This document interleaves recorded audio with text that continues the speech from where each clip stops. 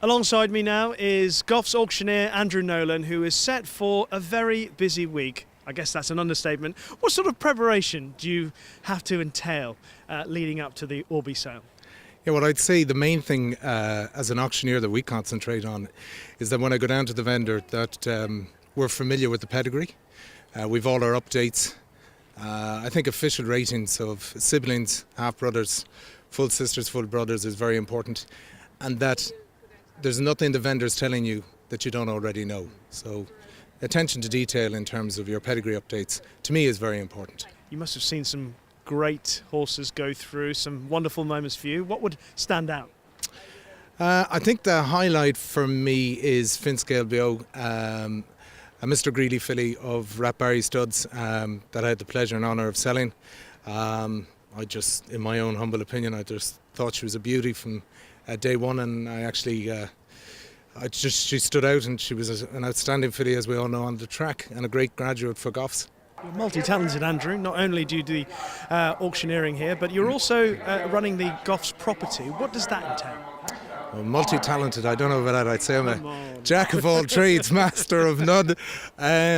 Listen, we are very fortunate to run Goffs Property for Goffs. We just concentrate on stud farms and agricultural holdings. Henry Beebe saw a niche in the market in terms of offering maybe international clients and new clients to the industry to come in, and we'd have a bespoke sort of service that for any new vendors that want to breed thoroughbreds in this country, we'd cater for their needs. So it just fits in beautifully. And having an association and knowledge of who your stud farm vendors are and what they've bred helps when you're trying to sell farms for people and introduce new farms to people as well. What's easier, selling bloodstock or property?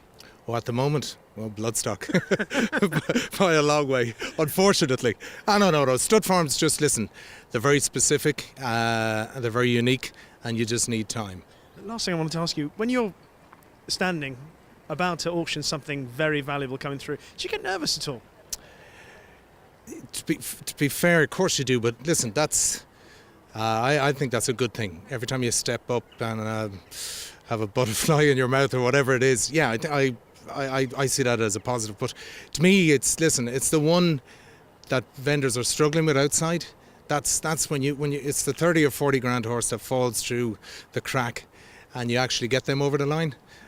They're the ones, anyone can sell the good ones, in my opinion.